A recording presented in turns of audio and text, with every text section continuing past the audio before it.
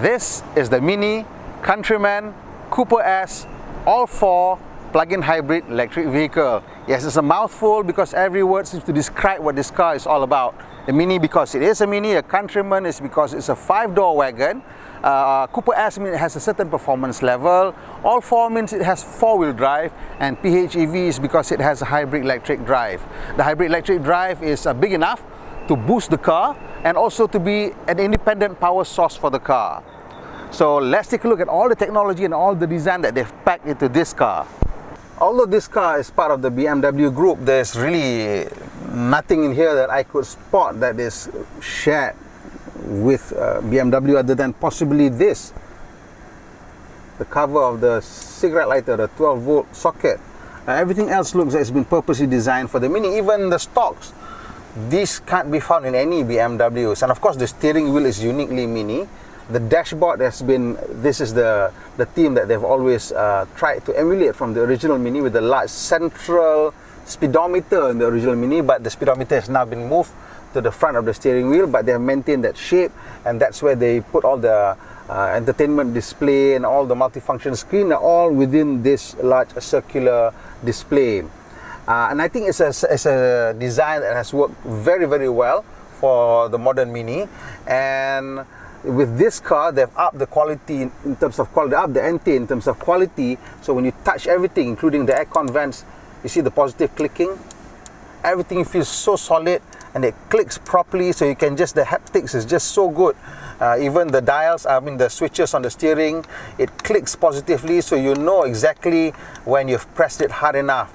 Even the small switches on the stalks, everything has a very beautiful feedback to it, and that makes it feel like a very, very high quality product.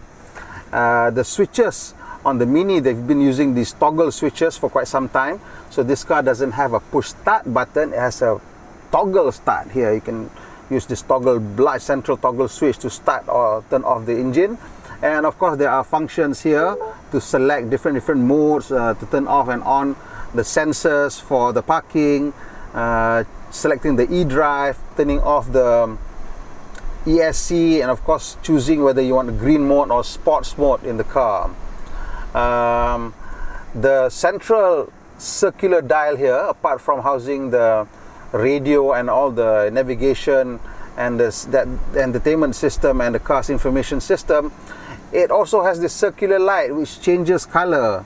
I'm not quite sure how this light works, because it does seem to have a mind of its own. It changes color as it pleases, but it does go red, I know, when the parking sensor beeps, or when the proximity sensor around the car beeps. For example, when you're in traffic and something comes too close and it beeps, this will turn red when that beeps. So I guess it does catch your attention. But at some point, I think that it's a little annoying that it keeps changing color on its own, rather that it stays one color and only turns red or yellow and red when the proximity sensor detects something coming close and becomes too close to the car. Other than that, I think the design has worked out quite well. The finishing is exemplary. You look at the finishing around the aircon vents. The chrome is of very high quality. All the chromes you find in this car is of very high quality. The leather is of very high quality. The dashboard, everything is soft touch. The only hard bits of plastic that you find is in the bottom half of the dashboard. When I say bottom half, it's not even the front bottom half, but low bottom half, where the glove compartment is. And side here, this is hard plastic. Here it's hard plastic, but it has a much smoother texture, so it's not as nasty to the touch. But I guess these places, these bits, we hardly touch them, so that's fine. The only other hard plastic you probably regularly touch is the door pocket here. And in terms of the ambience of the car, it is enhanced with this interior lighting, which you can choose, the color of which you can choose using this little button right here. You can change it from red to orange to yellow to brighter yellow to green to dark green and darker green, blue, darker blue, and purple. My favorite color in this car is, of course, is purple, and that's fantastic. And you can see there are many nice finishes in the car. For example, at the bottom of all the storage trays in the car, there is a sort of pattern that they've put. It's like one of those Scottish plaid. Here, you see, it's rubberized Scottish plaid. You find it down here and here. So it's a very highly detailed car, and I think it's one of the reasons why it continues to be a very popular car, because there's so much eye candy in this car that you can't help but just be excited to find something new to look at. The steering wheel itself is of a very nice design. It's a 3-spoke design with piano black on the spokes. The piano black on the spokes here, of course, if you've listened to my videos enough, you know that I don't like piano black. And on this car, it kind of sort of works. It doesn't really work on the steering wheel because it is starting to catch dust, and you can see it because it's smack right in front of you. I would have wished for them to have smaller pieces of piano black, but the ones on the door is fine, because I don't know, because maybe the surface is more vertical and doesn't catch dust as often or as much.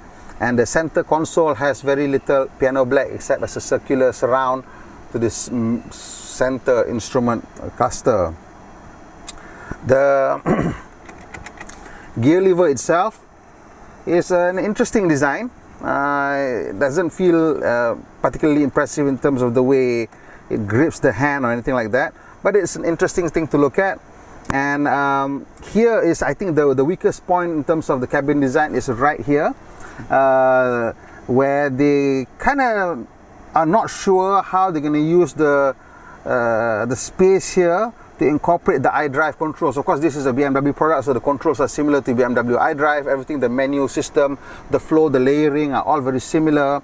But the design, this part looks quite forced into the little space that they have. And here is something where you can see failings in terms of the materials. Actually, the plastic is not cheap plastic. It is soft touch plastic, in especially here in the handbrake or the parking brake control, but it looks kind of cheap, which is very strange. This is high quality material, but it doesn't look like it. It looks kind of cheap, and there's this orange dot here in the middle, which looks for the life of me like a sticker, like an orange sticker, but it's not. It's sort of lit up.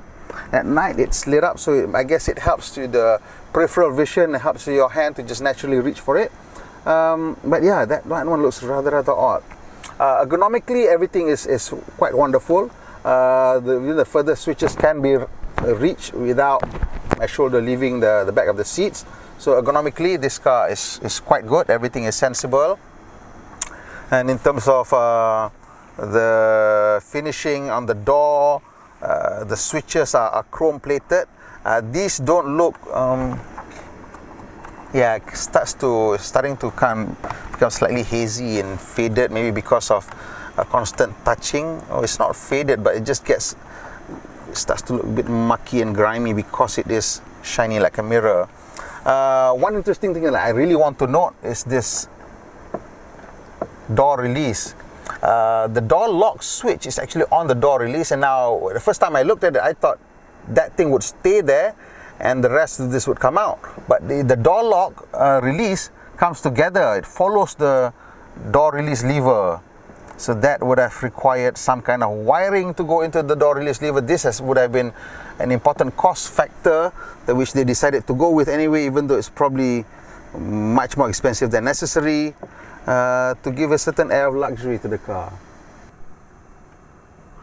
But don't worry, this car has also many features that makes up for the things that I don't like. Now, the first thing that I do like about this car is the cheeky crossover design. The crossover design helps to give you, the second thing that I like is the big size of the car outside gives it a lot of space inside, and that's a fantastic feature. And all that space is put to really, really good use, and it's very practical, has a lot of storage space, and the packaging is good so that everybody from the front to the second row all have a lot of shoulder room and a decent leg room. Of course, I like these grippy seats. The seats are really, really good. Although they're quite small, they have extendable under thigh support, and these side bolsters, they're really nice and grips you just about right so that you can throw it around and have fun with it. And the other thing that I do like about the car, the fifth one that I like, is the ambient lighting. The car has a very nice ambient lighting, and this is an important feature in a luxury automobile because that is what that helps to lift it to that next level that makes the car feel really, really special. Well, thanks to the generous outside proportion, the cabin is actually quite spacious. Even for the rear passenger, it's quite spacious. Now, the seat has been set for my height, which is about 5'11", and I still have enough room here to feel comfortable. One of the tricks that they've used is that they've scalloped the back of the front seats so that we have slightly more knee room. In this instance, I have about a wrist amount of knee room still, so that's sufficiently comfortable for me. And although the seat in front has been lowered to its lowest point, there's still enough room underneath the seats for me to put my feet in, so that makes it feel even less cramped. What's good about this car is that the center tunnel is not too high, so even if you have to sit in the middle, it's not too bad. And of course, the high roof line also helps to make the center passenger feel a bit more comfortable. Of course, this part is always slightly higher than the rest, so that's slightly less headroom for the center passenger. This car comes with the center armrest and has this hidden cup holders, which helps to even make it even more comfortable if you're just riding two up at the back. Apart from these cup holders, which will hold these tall bottles, it will also be able to take these bottles in the side door bins. The side door bins are big enough to even take large 1.5 litre bottles, so you'll have a lot of hydration even for long treks across the desert. Other features in the back includes these aircon vents. The aircon vents are also beautifully built at the back here. Everything is nice and has this beautiful chrome finishing, which just helps to make it feel even more premium. There's also a 12-volt outlet right here. There's some door pockets here, and you can see there are ISOFIX mounts. What I like about these ISOFIX mounts is that it's easily visible, it's not hidden away or tucked away, and there's a flap cover that stays with the ISOFIX mount. But you know, I don't see really a need for these flap covers because they can break, and then you'll have to live without the flap cover, with one flap cover on the other side. So I think from now on, manufacturers should just mount the ISOFIX and leave it there uncovered, so that that's just what it is. You don't need to have all these things. It's expensive and it'll break and it'll annoy you no end. And of course, there are also adjustable headrests, which is very useful. I think all cars should have adjustable headrests whenever possible, because different height passengers require different level of headrest to help protect them against whiplash. The boot of the Mini is fairly big. I don't remember the exact amount of liters that's in here, but what you will find in this car, because it's a PHEV, is one, the home charging kit, and down here is the fast charging cable. The fast charging cable, if you buy the charging wall from BMW, which costs I don't know how many thousands, or if you want to use the fast charging stations at shopping centers, then use that bigger cable. So what you see here is a little bit of a sponge thing, a cushion thing, which does this. Then it becomes like a sort of a hanging out spot at the back, you know. So a nice little place where you can just chill out and maybe watch your son's football game or a polo game, or just sit at the beach, you know, and chill out by the river or something. So this is a nice addition to the Countryman package, which I think shows just how much thought has gone into the car. And also has a very flat floor, and there's hardly any loading lip, so you can just slide things in and out. And because the bumper seats are quite short and quite far away, there's very little risk of scuffing or scratching it. There's also a scuff plate here that helps to make sure you don't hurt the car. And of course, the seats can be folded down 40, 20, 40, so which gives you much then a larger load space, and you can remove this parcel shelf. There are also some hooks here, straps, eyelets, and this kind of mesh thing, so you can put small bottles or whatever, your polish and chamois or whatever, so you can, you know, clean up and make sure that the boot is nice and neat. Under the bonnet, there's a 1.5 litre turbo engine. This turbo engine, it generates around 134 horsepower and 220 Newton of torque. Combined with the electric motor, which is a rear mounted, that electric motor produces 87 horsepower and 165 Newton. So in total, this one has 221 horsepower and 385 Newtons of torque. So that's quite a lot. And as you can see, that befits the premium feature, the premium characteristic of this car, with a lot of power and a lot of refinement. And look at this bonnet. Even this bonnet looks very very complicated, the clamshell design, and it's going to be quite expensive to repair if you have a fender bender. But what I want to show you underneath here is this really complicated looking hinge and sets of levers here. What this is the system that allows for the bonnet to pop up in term when you have a pedestrian crash. When they do a pedestrian crash test in a Euro NCAP or any of the NCAPs, what they do is they bump a heavy ball here and see if it absorbs enough force to reduce the risk of a head injury. So what happens is when you slam the bonnet with a heavy ball, it would hit this thing against a pin that's set on the base of the bonnet. So when it does, you'll see what happens. When this thing is pushed up, so now this whole thing will actually move up a bit. So then that allows for the whole thing to pop up and reduce the force or reduce the risk of the head hitting the heavy and very rigid engine block. For those of you who are not familiar with plug-in hybrid or electric car charging process, I'm going to show you. It's quite simple. Usually there's a slot either in front or at the back of the car, or some cars they're in the bumper or wherever they are. So on this mini hybrid, there's a little button here you open up. You can see that's the charging port.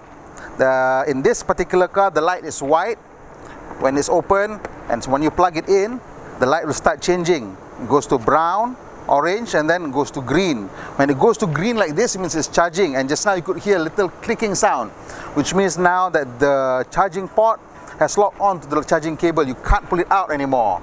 So this is one of the security features to prevent people probably accidentally pulling this out. And also when you're charging at shopping complexes, at those fast chargers or at petrol stations, then nobody can take it out or steal this cable, because the other end is also plugged in and locked to the machine. So once you're done, you pull it out of the charging station. You need to pull this out. You just press unlock. Once you press unlock, you can see that the light changes back to white. Now you can pull it out, close your flap, and you can drive off. Okay guys, before I give you a score for the Mini Countryman Cooper S All4 PHEV, I want to remind you guys to press like to our channel and like to this video, and of course please subscribe to NST Online.